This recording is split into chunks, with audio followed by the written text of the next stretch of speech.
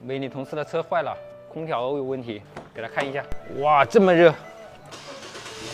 这个 AC 开关呢是日产车通病，老款新款都这样的。这个开关十有八九是坏的。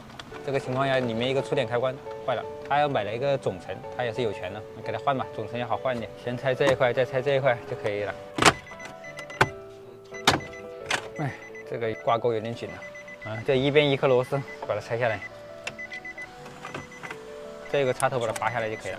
把这个小按钮拆出来，拿下面板，松掉螺丝。这个设计有点不合理啊！如果是小主机的话，这个拿出来，这个大主机拿不出来，拆个主机，把上面也拆出来吧。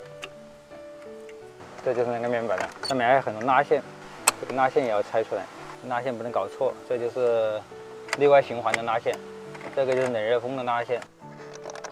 拔掉插头，就这里面一个小开关，美女买了个总成，怎么拆的怎么装。先装几个拉线开关，注意几个线的颜色不搞反了。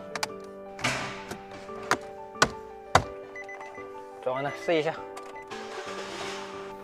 压缩机没问题，风量没问题，冷热转换也没问题，没问题。好，弄好交车。